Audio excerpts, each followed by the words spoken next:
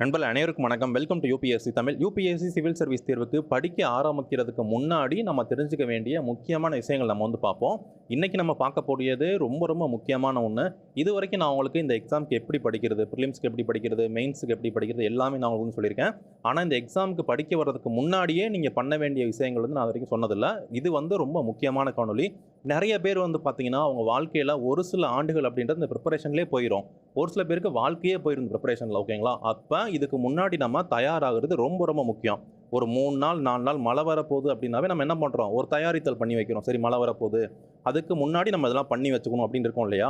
அப்போ இவ்வளோ பெரிய ப்ரிப்பரேஷன் நீங்கள் பாஸ் ரேஷியோ பார்த்தீங்கன்னா 0.01 கூட சம்டைம்ஸ் போகுது. அப்படின்றப்ப இவ்வளோ டஃப்பான எக்ஸாமுக்கு நம்ம தயாராகிறதுக்கு முன்னாடி, இந்த எக்ஸாம் ப்ரிப்பரேஷனுக்குள்ளே வர்றதுக்கு முன்னாடி நாம் தெரிஞ்சுக்க வேண்டிய விஷயங்கள், நாம் பண்ண வேண்டிய முக்கியமான விஷயங்கள் பற்றி நம்ம இன்றைக்கி டீப்பாக நம்ம பார்ப்போம். இது எல்லாருமே கண்டிப்பாக தெரிஞ்சுக்க வேண்டிய ஒன்று.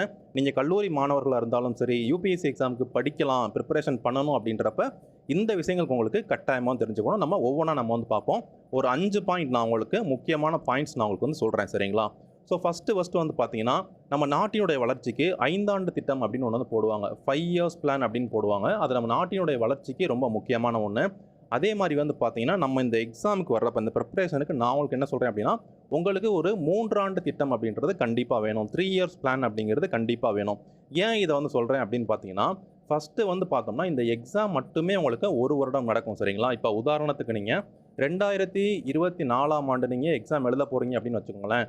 அப்போ ப்ரிலிம்ஸ் எக்ஸாம் எப்போ நடக்கும் அப்படின்னு பார்த்தீங்கன்னா, மே மாதம் 2024 ப்ரிலிம்ஸ் எக்ஸாம் அப்படின்றது நடக்கும். அதே மாதிரி செப்டம்பர் மாதம் 2024 மெயின்ஸ் எக்ஸாம் அப்படின்றது நடக்கும். அகைன் பார்த்தீங்கன்னா, மே மாதம் 2025 தான் உங்களுக்கு ரிசல்ட் அப்படின்றது வரும். அப்போ இந்த எக்ஸாம் மட்டுமே நீங்கள் மே 2024 ஸ்டார்ட் பண்ணுறது, மே 2025 தான் உங்களுக்கு அந்த ப்ரிப்பரேஷனே முடியும். அப்போ இந்த எக்ஸாம் மட்டுமே உங்களுக்கு ஓராண்டு காலம் அப்படின்றத எடுத்துக்குது. சரிங்களா? இது ஒரு ஃபஸ்ட்டு விஷயம். அடுத்து ப்ரிப்பரேஷன். ஏன்னா இந்த எக்ஸாமுக்கு போனோன்னே நம்மளால் எழுதிட முடியாது. அதுக்கு நம்ம தயாரிக்கணும். சரிங்களா? அப்போ தயாரித்தல் அப்படிங்கிறது ஒவ்வொருத்தவங்களுக்குமே அது மாறுபடும். குறைஞ்சபட்சம் 1 இயர், ஓராண்டு அப்படின்றது கண்டிப்பாக தேவைப்படும். அதிகபட்சம் 2 ஆண்டுகள். சரிங்களா? அப்போ தயாரித்தல் அப்படின்றது ஓராண்டோ 2 ஆண்டோ ஆகும். அப்போ ஒட்டு மொத்தமாக பார்க்குறப்ப தேர்வு மட்டுமே 1 வருடம் நடக்குது. இதுக்கு நம்ம தயாரிக்கிறது ஓராண்டோ 2 ஆண்டோ ஆகுது. சரிங்களா? அப்போ ஒட்டு மொத்தமாக பார்க்குறப்ப ஜென்ரலாக பார்த்தீங்கன்னா 3 ஆண்டுகள் அப்படிங்கிறது குறைஞ்சபட்சம் நமக்கு போயிடுது. அப்போ இந்த 3 ஆண்டுகளுக்கான தயாரித்தல் அப்படின்றது நமக்கு வேணும். அப்போ 3 இயர்ஸ் நீங்கள் என்ன பண்ண போகிறீங்க, படிக்க மட்டும்தான் போகிறீங்க. அப்போ அந்த படிக்கிற டயத்தில் உங்களுக்கான செலவுக்கு ஃபினான்ஷியலாக அதெல்லாம் நீங்கள் பிளான் பண்ணிக்கணும். அந்த 3 ஆண்டுகள் என்ன பண்ண போகிறீங்க எல்லாமே நீங்கள் ரொம்ப நல்லாவே நீங்கள் பிளான் பண்ணிக்கணும். ஸோ அதை நீங்கள் கண்டிப்பாக நீங்கள் பிளான் பண்ணிக்கோங்க.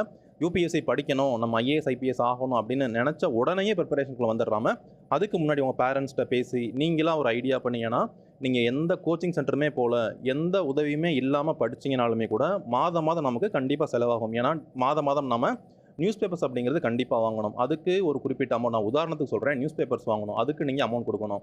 மொபைலுக்கு ரீசார்ஜ், நான் என்ன சொல்கிறேன்னா, ஸோ யாரையுமே சாராமல் நம்மளே படிக்கணும் அப்படின்றவங்களுக்காக நான் சொல்கிறேன். ஸோ மொபைல் ரீசார்ஜ்லாம் பண்ணுவீங்க, அதுக்கு உங்களுக்கு ஒரு அமௌண்ட் வேணும். ஸோ உங்கள் ஃப்ரெண்ட்ஸோட வெளியே போகிற மாதிரி இருக்கும், ஏதோ நம்ம பண்ணுற மாதிரி இருக்கும். ஸோ அதுக்கெலாம் ஒரு சில குறிப்பிட்ட அமௌண்ட் அப்படின்றது வேணும். ஸோ குறைஞ்சபட்சம் உங்களுக்கு ஒரு குறிப்பிட்ட அமௌண்ட் அப்படின்றது தேவைப்படும். சரிங்களா? ஒரு மாதத்துக்கே ஒரு குறிப்பிட்ட அமௌண்ட் அப்படின்றது நமக்கு 1 மந்த்துக்கே தேவைப்படும். அப்போ நீங்கள் 3 வருடங்கள் நீங்கள் படிக்க போகிறீங்க அப்படிங்கிறப்ப 36 மாதம். சரிங்களா? அப்போ 36 மாதத்துக்கு ஒரு குறிப்பிட்ட பிளான் அப்படின்றது உங்களுக்கு வேணும். ஸோ அந்த பிளான் வச்சுக்கோங்க. குறைஞ்சபட்சம் ஒரு 2 ஆண்டுகளுக்கான பிளான் நீங்கள் கண்டிப்பாக ப்ரிப்பேர் பண்ணிவிட்டு நீங்கள் வந்தீங்கன்னா தான் உங்களுக்கு கரெக்டாக இருக்கும். சரிங்களா? இது ரொம்ப முக்கியமான பாயிண்ட்டு. இதை நீங்கள் தெரிஞ்சுக்கோங்க. ஸோ அதுக்கடுத்து நீங்கள் என்ன முடிவு பண்ணணும் அந்த ப்ரிப்பரேஷனுக்கு வர்றதுக்கு முன்னாடி அப்படின்னு பார்த்தீங்கன்னா, பேக்கப் பிளான் நம்ம உங்களுக்கு நீங்கள் வச்சுக்கிறது அப்படின்றது பெட்டர் தான். ஏன்னு பார்த்தீங்கன்னா, பேக்கப் பிளான் இருக்குது. ஏன்னா இவ்வளோ பெரிய எக்ஸாம் பாஸ் ரேஷியோ அப்படின்றது பார்த்தீங்கன்னா 0.06 0.1 சொல்லக்கூடிய இவ்வளோ பர்சன்டேஜ்லாம் இருக்குது. ரொம்ப கம்மியான பர்சன்டேஜ் இருக்குது. அதாவது 10 லட்சம் பேர் 12 லட்சம் பேர் எழுதுகிறாங்க. பாஸ் பண்ணுறது எத்தனை பேர் பாஸ் பண்ணுறாங்க? இப்போ யூபிஎஸ்சி எக்ஸாமை ஒரு 12 லட்சம் பேர் அப்ளை பண்ணுறாங்க, 6 லட்சம் பேர் எழுதுகிறாங்க. அதில் பாஸ் பண்ணுறது ஒரு 1000 பேர்கிட்ட பாஸ் பண்ணுறாங்க. தமிழ்நாட்டிலேருந்து ஒரு 42 பேர் 40 பேர் தான் பாஸ் பண்ணுறாங்க. அப்போ 12 லட்சம் பேர், இந்த 12 லேக்ஸ்லேருந்து நீங்கள் ஒரு 40க்குள்ளே வரணும் அப்படின்னா அது எவ்வளோ காம்படிஷன் பார்த்துக்கோங்க. சரிங்களா? அப்போ இந்த பாஸ் ரேஷியோ அப்படின்றது ரொம்ப குறைவாக தான் இருக்கும். ஏன்னா ரொம்ப காம்படிட்டிவான எக்ஸாமு அப்படின்றப்ப ஒரு பேக்கப் பிளான் வந்து இருக்கிறது வந்து பெட்டர் தான். ஓகேங்களா? இதுதான் வந்து என்னோட அட்வைஸு. இது வந்து நீங்க உங்களுக்கு எப்படி இருக்கும் அப்படின்றத நீங்க பார்த்துக்கோங்க. சரிங்களா? ஸோ இதை வந்து நீங்க தெரிஞ்சுக்கோங்க. ஸோ இதுதான் வந்து உண்மை. ஸோ இதை நீங்க தெரிஞ்சுக்கிட்டு உங்களுக்கு ஒரு பேக்கப் பிளான் வச்சுக்கிறீங்க அப்படிங்கிறப்ப நீங்க கவலைப்பட வேண்டியதில்லை. ஒரு பணத்துக்கோ சரி எதுக்குமே போயிட்டு நீங்க இன்னொருத்தவங்கள்ட்ட போய் கேட்கணும். இன்னொருத்தவங்களை சார்ந்திருக்கும். அது பேரண்ட்ஸாக இருக்கலாம், இல்லை வேற யார்ட்டையோ இருக்கலாம். ஸோ அவங்களுக்கு நம்ம கஷ்டம் கொடுக்கணும். அவங்கள்ட்ட நம்ம கேட்டு தான் ஒன்று வாங்கணும். ஏன்னா நமக்கு புக்ஸ் வாங்குற மாதிரி இருக்கும், நம்ம எங்கேயாச்சும் வெளியே போகிற மாதிரி இருக்கும், நம்ம ஃப்ரெண்ட்ஸ்க்கோ யாருக்கோ ஒருத்தவங்களுக்கு மேரேஜ் இருக்கும், ஏதோ ஒன்று இருக்கும். ஸோ எல்லாத்துக்குமே நம்ம ஒருத்தவங்க சார்ந்து இல்லாத மாதிரி நமக்கு வந்து இருக்கும். ஸோ பேக்கப் பிளான் வச்சுக்கிறது அப்படிங்கிறது ஓகேவான விஷயம். சரிங்களா? அடுத்து நம்ம டிசைட் பண்ண வேண்டிய ரொம்ப முக்கியமான பாயிண்ட் வந்து பார்த்தீங்கன்னா, நம்ம யூபிஎஸ்சி எக்ஸாமுக்கு மட்டும்தான் படிக்க போகிறோமா, இல்லை வேறு எக்ஸாமுக்கு நம்ம வந்து படிக்க போகிறோமா, இதை நம்ம வந்து பார்க்கணும். நான் யூபிஎஸ்சி சிவில் சர்வீஸ் தேர்வு மட்டும் தான் படிப்பேன், வேறு எந்த எக்ஸாம் நான் வந்து படிக்க மாட்டேன் அப்படின்னு ஒரு சில பேர் வந்து இருப்பாங்க. அதை நீங்கள் வந்து டிசைட் பண்ணிக்கோங்க. இல்லை நான் யூபிஎஸ்சியும் நான் வந்து படிப்பேன், என்னுடைய அல்டிமேட் கோல் வந்து யூபிஎஸ்சி, ஆனால் வேறு தேர்வுகளுக்கு நான் வந்து தயாராவேன் அப்படின்னு ஒரு சில பேர் இருப்பாங்க இல்லையா? இப்போ யூபிஎஸ்சி தாண்டியும் நிறைய எக்ஸாம்ஸ் இருக்குது. நம்ம டிஎன்பிசியோட நடத்தக்கூடிய எக்ஸாம்ஸ் இருக்குது. குரூப் 1, குரூப் 2, குரூப் 4, குரூப் 8லாம் இருக்குது. அதுக்கடுத்து வந்து பார்த்தீங்கன்னா எஸ்எஸ்சி எக்ஸாம்ஸ், முக்கியமாக எஸ்எஸ்சி எக்ஸாம்லாம் இருக்குது. இப்போ எம்டிஎஸ், சிஹெச்எஸ் எல்லாம் வந்து பார்த்தீங்கன்னா தமிழ்லேயே எடுக்கிறாங்க. அப்போ இந்த எக்ஸாம்ஸ் இருக்குது. ஸோ அதுக்கடுத்து ஆர்ஆர்பி எக்ஸாம், நீங்கள் ரயில்வே லைனில் போகணுன்னு பார்க்குறீங்கன்னா ஆர்ஆர்பி எக்ஸாம்ஸ் வந்து இருக்குது. இல்லைனா பேங்கிங்கான எக்ஸாம் இருக்குது. இப்போ நீங்கள் வந்து ஐபிபிஎஸ் எழுதுறீங்க அப்படின்னா இதில் வந்து நிறையா இருக்குது. எஸ்பிஐ எக்ஸாம்ஸ் இருக்குது. ஐபிபிஎஸ்லேயே வந்து பார்த்தீங்கன்னா பிஓ இதெல்லாம் இருக்குது. ரீஜனல் ரூரல் பேங்க்குக்கான எக்ஸாம்ஸ் இருக்குது. ஸோ நிறையா கவர்மெண்ட் எக்ஸாம்ஸில் நிறைய ஆப்ஷன் இருக்குது. இதை வந்து நீங்கள் முடிவு பண்ணிக்கோங்க. சரிங்களா? அப்போ நம்ம யூபிஎஸ்சி மட்டும் எழுத போகிறோமா, வேறு தேர்வுகளும் எழுத போகிறோமா, அதை நீங்கள் வந்து முடிவு பண்ணிக்கோங்க. சப்போஸ் நீங்கள் ஜாபுக்கு போய்கிட்டே படிக்கிறீங்க, ஒரு பேக்கப்பில் நீங்கள் வச்சுக்கிறீங்க அப்படிங்கிறப்ப ஒரு 3 ஆப்ஷன்ஸ் வந்து பொதுவான ஆப்ஷன்ஸ் வந்து இருக்குது. ஸோ அந்த ஆப்ஷன்ஸ் நான் வந்து சொல்கிறேன். ஃபஸ்ட்டு வந்து பார்த்தோன்னா, நம்ம கல்லூரி படித்த அந்த ஃபீல்டுலேயே நம்ம வந்து போக முடியும். சப்போஸ் நீங்கள் இன்ஜினியரிங் படிச்சிருக்கீங்க அப்படின்னா அந்த ஃபீல்டில் போகலாம். இன்ஜினியரிங் வந்து போகலாம். ஸோ அந்த மாதிரி ஒரு ஃபஸ்ட்டு ஆப்ஷன் வந்து இருக்கும். நீங்கள் டாக்டர் படிச்சிருக்கீங்க அப்படின்னா நீங்கள் கிளினிக்கில் ஒர்க் பண்ணலாம். ஸோ அந்த மாதிரி வந்து இருக்கும். நீங்கள் லாயர் படிச்சிருக்கீங்க அப்படின்னா நீங்கள் அந்த ஃபீல்டில் போகலாம். இப்போ நீங்கள் டீச்சிங் இருக்கீங்க, டீச்சராக இருக்கீங்க அப்படின்னா நீங்கள் டீச்சிங்க்கும் நீங்கள் வந்து போகலாம். ஸோ ஃபஸ்ட்டு ஆப்ஷன் வந்து நீங்கள் கிராஜுவேஷனுக்குள்ளே உங்களால் போக முடியும். இதை ஒரு ஃபஸ்ட்டு ஆப்ஷனாக கூட நீங்கள் வச்சுக்கலாம். இன்னொரு ஆப்ஷன் என்ன இருக்குது அப்படின்னா சென்ட்ரல் கவர்மெண்ட் எக்ஸாம். சென்ட்ரல் கவர்மெண்ட்டில் நிறைய எக்ஸாம் வந்து கண்டக்ட் பண்ணுறாங்க. அந்த எக்ஸாம்ஸ் நீங்கள் வந்து எழுதலாம். இப்போ எஸ்எஸ்சி எக்ஸாமு, ஆர்ஆர்பி எக்ஸாமு, அதுக்கடுத்து வந்து பார்த்தீங்கன்னா பேங்கிங், இதெல்லாம் வந்து பார்த்தீங்கன்னா சென்ட்ரல் கவர்மெண்ட்டில் வரும். ஸோ இந்த எக்ஸாம்ஸ்லாம் நீங்கள் எழுதலாம். சரிங்களா? இதுவும் ஒரு ஆப்ஷனாக வந்து இருக்குது. அதுக்கடுத்து நம்ம ஸ்டேட் பப்ளிக் சர்வீஸ் கமிஷன், இப்போ நம்ம டிஎன்பிஎஸ்சி மாதிரியான இவங்க நடத்துகிறாங்க இல்லைங்களா, இந்த எக்ஸாம் நீங்கள் எழுதலாம். டிஎன்பிஎஸ்சி குரூப் 1, குரூப் 2 இந்த எக்ஸாம்ஸை நீங்கள் எழுதலாம். அப்போ நீங்கள் பேக்கப் வேணும், ஜாப் போகணும் அப்படின்றப்ப இதை நீங்கள் முடிவு பண்ணிக்கோங்க. நீங்கள் வேலைக்கு போயிட்டு படிக்க போகிறீங்களா, அப்போ வேலைக்கு போனாலும் நீங்கள் என்ன மாதிரியான வேலைக்கு போக போகிறீங்க, இதையும் நீங்கள் ப்ரிப்பரேஷன் பண்ணிக்கோங்க. இதை நீங்கள் நல்லா இந்த ப்ரிப்பரேஷனுக்கு வர்றதுக்குள்ளேயுமே நீங்கள் என்ன பண்ணுங்கள், நீங்கள் திங்க் பண்ணி நீங்கள் இதுக்கும் நீங்கள் இதையும் நீங்கள் பார்த்துக்கோங்க. சரிங்களா? இது ஒரு முக்கியமான பாயிண்ட்டு. ஸோ அதுக்கடுத்து வந்து பார்த்தீங்கன்னா கோச்சிங், இந்த எக்ஸாம் பொறுத்த வரைக்கும் கோச்சிங் வந்து நீங்கள் போக போகிறீங்களா இல்லையா, ப்ரைவேட் கோச்சிங் வந்து நீங்கள் சேர போகிறீங்களா இல்லையா, இதையும் நீங்கள் தீர்மானிக்கிறது அப்படின்றது ஓகே. ஆதி காலத்தில் எந்த ரிசோர்ஸுமே கிடையாது. ஒருத்தவங்க சொல்லி கொடுத்து நம்ம கேட்டு படிக்கிற மாதிரி தான் இருந்துச்சு. ஆனால் இந்த காலத்தில் தேவையே இல்லை. நீங்கள் ஒருத்தவங்கள்ட்ட போய் அவங்க சொல்லி கொடுத்து அதை நீங்கள் கேட்டு தான் படிக்கணுன்ற எந்த அவசியமும் இல்லை. இன்றைக்கி நமக்கு ஆன்லைனில் எல்லாமே இருக்குது. உங்களுக்கு புரியாத பாடங்களை கூட எளிமையான முறையில் சொல்லக்கூடிய அளவுக்கு இன்றைக்கி இன்டர்நெட் வந்து வந்துருச்சு. முன்னாடிலாம் வந்து பார்த்திங்கன்னா யூடியூப்பு, அதுக்கடுத்து கூகுள் மட்டும்தான் இருந்துச்சு. இன்றைக்கெலாம் வந்து பார்த்திங்கன்னா அதோட அட்வான்ஸாக சாட் ஜிபிடி, கூகுளோட பாடுன்னு சொல்லக்கூடிய அளவுக்கு அந்த ஆர்டிஃபிஷியல் இன்டெலிஜென்ஸ் அப்படின்றது ரொம்ப அதிகமாகிடுச்சு. இப்போ நீங்கள் சாட் ஜிபிடின்னு சொல்லக்கூடிய அந்த இதெல்லாம் கூட யூஸ் பண்ணலாம். சாட் ஜிபிடி வந்து யூஸ் பண்ணலாம். கூகுள் கொடுத்துருக்கக்கூடிய பாடுன்னு சொல்லக்கூடிய அந்த ஒரு சாஃப்ட்வேர் இதெல்லாம் யூஸ் பண்ணலாம். இதெல்லாம் கூடிய சீக்கிரத்தில் வந்து இப்போயே வந்துடுச்சு. கூடிய சீக்கிரத்தில் இன்னும் பிரபலமாக வந்து ஆகும். ஸோ அதை நீங்கள் யூஸ் பண்ணலாம். கூட நீங்கள் ஒரு பாடம் படிக்கிறீங்க, உங்களுக்கு ஏதாச்சும் ஒரு டவுட் இருக்குது அப்படிங்கிறப்ப உதாரணத்துக்கு அந்த டாபிக் பேரை மட்டும் நீங்கள் யூடியூப்பில் போட்டிங்க அப்படின்னா உங்களுக்கு அப்படியே நல்ல எக்ஸ்ப்ளனேஷன் உங்களுக்கு டாப்பில் வந்து நிற்கும். ஸோ அதே மாதிரி நீங்கள் கூகுள் சர்ச்சில் போட்டிங்க அப்படின்னா அதுக்கான எக்ஸ்ப்ளனேஷன் வரும். ஸோ அப்படிங்கிறப்ப கோச்சிங் போகணும், கண்டிப்பாக கோச்சிங் போனால் மட்டும்தான் பாஸ் பண்ண முடியும் அப்படின்ற எந்த கட்டாயமே கிடையாது. நம்ம புக் லிஸ்ட்டில் நம்மளே போட்டிருக்கோம். எப்படி படிக்கணும்னு போட்டிருக்கோம், என்ன பண்ணணும் என்ன பண்ணக்கூடாது எல்லாமே நம்ம வந்து போட்டிருக்கோம். அதை நீங்கள் தெரிஞ்சுக்கிட்டு படிச்சிங்க அப்படின்னா உங்களுக்கு எந்த உதவியுமே தேவையில்லை. நீங்கள் சுயமாகவே படித்து யூபிஎஸ்சி எக்ஸாம் கிளியர் பண்ணி உங்களால் நல்ல போஸ்டிங் வந்து போக முடியும். அது நிச்சயமாக இது வந்து பாசிபிள் தான். சரிங்களா? அப்போ கோச்சிங் அப்படிங்கிறது கண்டிப்பாக வந்து தேவையா அப்படின்றதுலாம் வந்து கிடையாது. ஆனால் இதை நீங்கள் வந்து முடிவு பண்ணிக்கோங்க. அது ஒவ்வொருத்தவங்களை பொறுத்து வந்து மாறுபடும். ஸோ இதையுமே நீங்கள் டிசைட் பண்ணிக்கோங்க. நீங்கள் ஓனாக படிக்கிறீங்க அப்படிங்கிறப்ப ஃபஸ்ட்டு வந்து பார்த்தீங்கன்னா பேசிக்ஸ் நீங்கள் வந்து நல்லாவே தெரிஞ்சுக்கோங்க.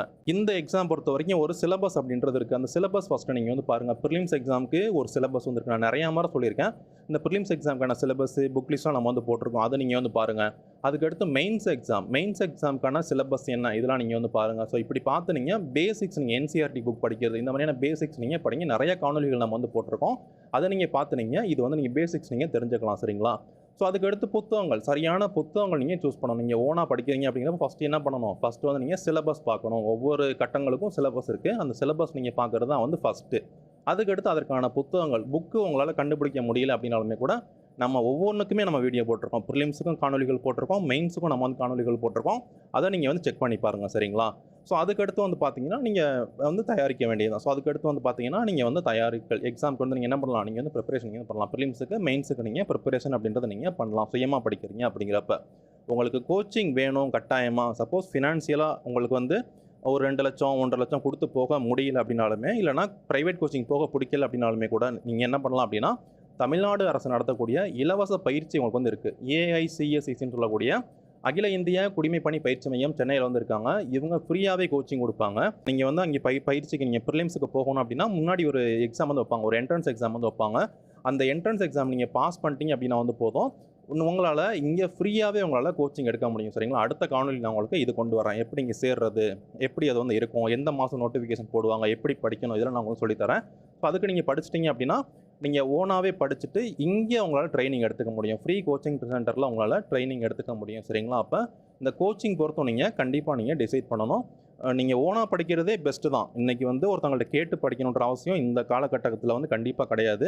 ஆனால் ஓனாக படிக்கிறப்ப என்னென்னா நமக்கு ஒரு நல்ல டிசிப்ளின் வேணும் படிப்பில். நீங்கள் வந்து கரெக்டாக படிக்கணும், கன்சிஸ்டன்சியாக படிக்கணும். நமக்கு இருக்கக்கூடிய டிஸ்ட்ராக்ஷன்லாம் வந்து பார்த்திங்கன்னா நம்மளே தான் வந்து ஒமிட் பண்ணி நம்ம வந்து கரெக்டாக படிக்கணும். அதுதான் இருக்க ஒரு பெரிய பிரச்சனை. அதை நீங்கள் ஓவர் கம் பண்ணிட்டீங்க அப்படின்னா பல லட்சம் ரூபாய் அவங்களால சேவ் பண்ண முடியும், சரிங்களா? ஸோ அதுக்கடுத்து ஓன் ப்ரிப்பரேஷன் பண்ணுறீங்க அப்படிங்கிறப்ப உங்களுக்கு நம்ம சேனல் வந்து கண்டிப்பாக பயனுள்ளதாக இருக்கும். ஸோ அது உங்களுக்கே வந்து தெரியும். ஸோ அதை நீங்கள் வந்து பார்த்துக்கலாம். நம்ம சேனலில் இருக்கக்கூடிய காணொலிகள் நீங்கள் யூஸ் பண்ணிக்கலாம். ஓன் ப்ரிப்பரேஷன் பண்ணுறீங்க அப்படிங்கிறப்ப அப்போ இதை நீங்கள் டிசைட் பண்ணிடுங்க. நீங்கள் ஓன் ப்ரிப்பரேஷன் பண்ணலாம், நம்மளே படிச்சுக்கலாம் அப்படிங்கிறப்ப நீங்கள் ஒரு சில பிரச்சனைகளும் சந்திப்பீங்க. அதை பற்றி நான் அந்த காணொலி நான் வந்து சொல்கிறேன். ஃபஸ்ட்டு ஒரு சில டைமில் வந்து பார்த்திங்கன்னா நம்ம ரொம்ப சோர்ந்து போயிடுவோம். ஏன்னா ஒரே புத்தகங்களை வச்சு நம்ம படிச்சுக்கிட்டே இருப்போம். மீண்டும் மீண்டும் அந்த புக்ஸ் படிச்சுட்டே இருப்போம். இந்த சைக்கிள்லே இருக்கும் இல்லைங்களா? இந்த ஒரே சுழலில் நம்ம மாட்டின மாதிரி அப்படியே போய்கிட்டே இருக்கும். அப்போ நம்ம வந்து கீழே விழுவோம். கண்டிப்பாக ஒரு குறிப்பிட்ட டைமில் வந்து நம்ம ரொம்ப சோர்வாக ஃபீல் பண்ணுவோம். ஒரு சில பேருக்கு வந்து பார்த்திங்கன்னா வேணாம், இந்த ப்ரிப்பரேஷன் விட்டே போயிடலாம் அப்படின்னு கூட தோணும். ஏன்னா நம்ம கூட இருக்க பசங்களாம் என்ன ஆவாங்கன்னா, ஸோ லைஃப்பில் அவங்க ஒரு குறிப்பிட்ட லெவலுக்கு போய்கிட்டே இருப்பாங்க. நம்ம அதே இடத்துல தான் இருப்போம். நம்ம கனவுகள் வந்து பெருசாக இருக்கும். நான் ஐஏஎஸ் ஆயிடுவேன், அந்த இடத்துக்கு போயிடுவேன், அதெல்லாம் நம்ம மனசுக்கு தெரியும். அதில் நம்ம போய்கிட்டே இருக்கோம். ஆனால் அந்த டயத்தில் நம்ம ஆக்சுவலாக நம்ம கீழே தானே இருக்கோம். ஸோ அப்போ நம்ம வந்து சோர்வாக வாய்ப்பு இருக்குது. அப்போது நீங்கள் வந்து ஏன் ஸ்டார்ட் பண்ணீங்க, ஏன் இந்த ப்ரிப்பரேஷனுக்குள்ளே வந்தீங்க, இதை நீங்கள் வந்து தெரிஞ்சுக்கோ. இதை நீங்கள் வந்து யோசிச்சு பாருங்கள். ஏன் நான் வந்து ஸ்டார்ட் பண்ணேன், நான் ஏன் இந்த ப்ரிப்பரேஷனுக்குள்ளே வந்து இருக்கேன்.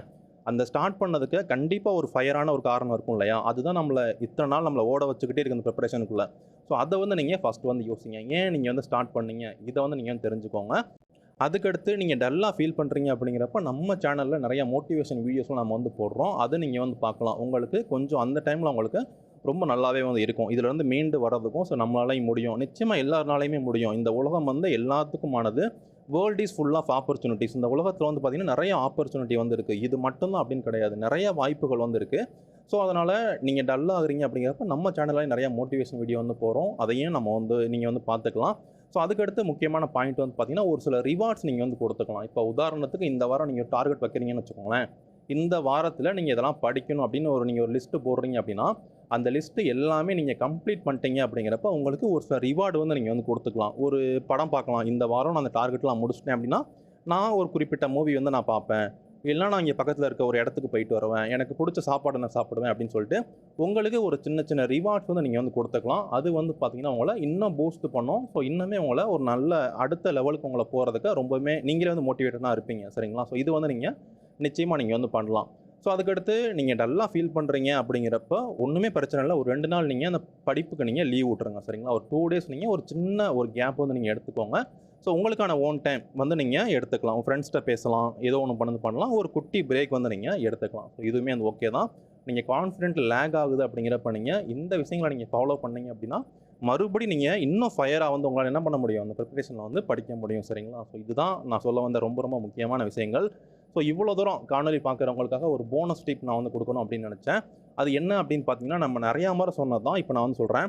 இந்த எக்ஸாமுக்கு உங்களை பாஸ் பண்ண வைக்க போகிறது என்ன அப்படின்னு பார்த்தீங்கன்னா சிலபஸ். இந்த எக்ஸாம் பொறுத்த வரைக்கும் சிலபஸில் இருக்கிறத மட்டுமே படிங்க. சிலபஸ் தாண்டி நீங்கள் எதையுமே படிக்க வேண்டாம். யூபிஎஸ்சி சிவில் சர்வீஸ் சிலபஸில் என்னென்ன டாபிக் கொடுத்துருக்காங்களோ அந்த டாபிக் மட்டுமே நீங்கள் வந்து படிங்க. நிச்சயமாக நீங்கள் நல்ல ரேங்க்கில் நீங்கள் எக்ஸாம் பாஸ் பண்ணிடுவீங்க. இதுதான் வந்து ஃபஸ்ட்டு பாயிண்ட்டு. ரொம்ப ரொம்ப முக்கியமான டிப் வந்து இதுதான்.